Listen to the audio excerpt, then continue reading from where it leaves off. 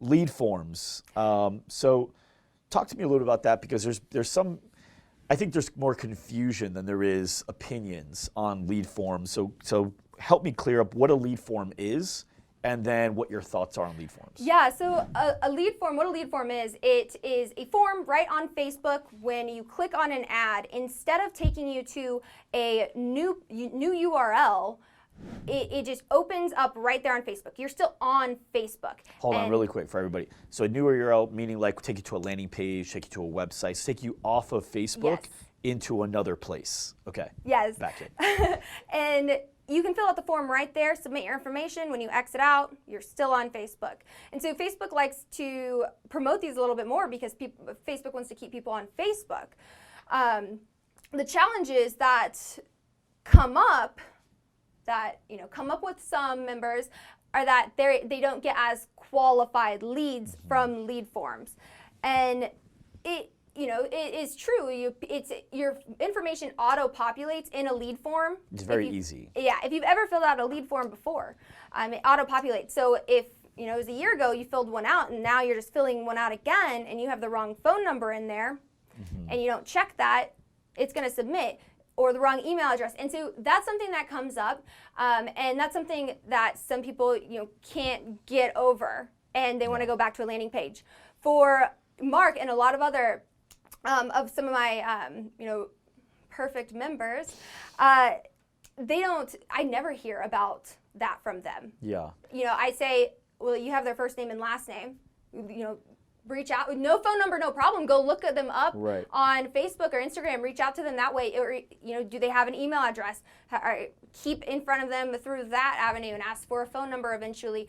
There are these other ways around that. So as soon as they see that and they understand that there are other ways to reach out than just the phone number or the email address, I don't ever hear about lead forms being a problem again. Yeah, because what they look at is as a lead.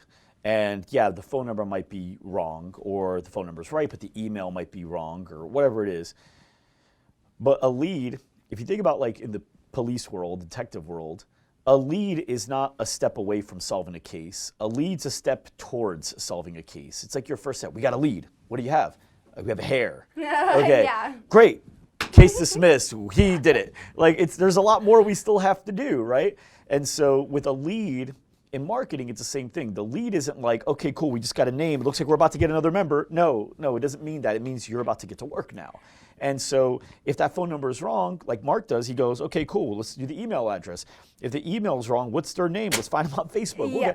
I saw you filled it out, right? So Mark basically goes, my job is to take all the leads and turn those into case closed. Like, we're getting these people signed up. And with a lead form, we started out with a landing page, actually. We started out with their own landing page. It wasn't a ClickFunnels landing page made by myself. So we started out with theirs, and we didn't have great results. Now, we didn't know if it was because of, tracking, pixel installation, and all that.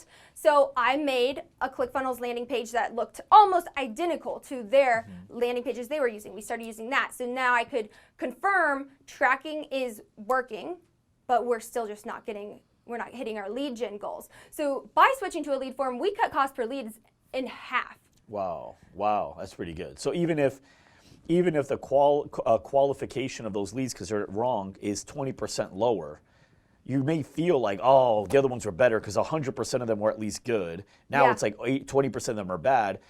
But if you paid half of the price for it, well, paying half the price and getting 80% is still significantly better than paying, full price and getting half the leads, but all of them being qualified.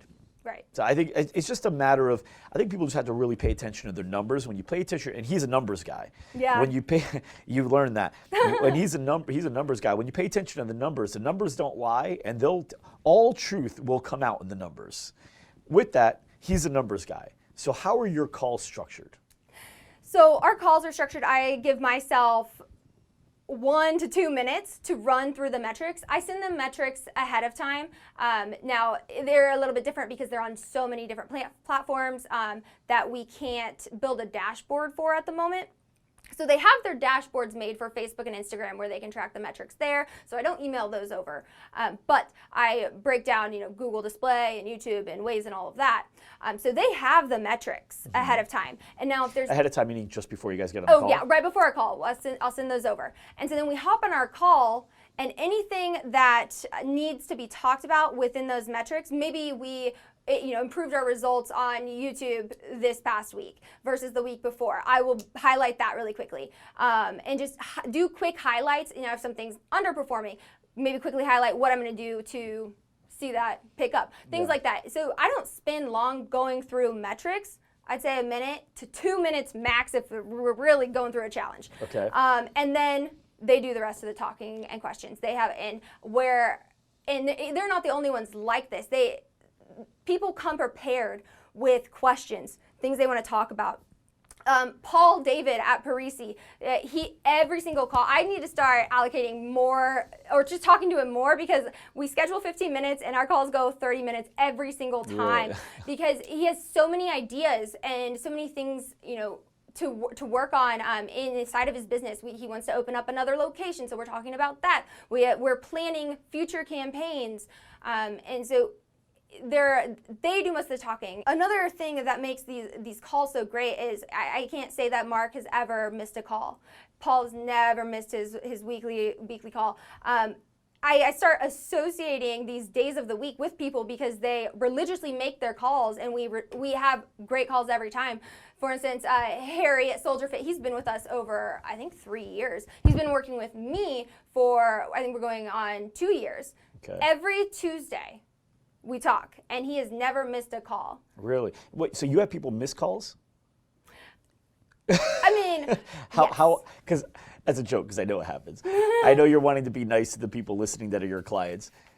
How often do you have missed calls throughout a week?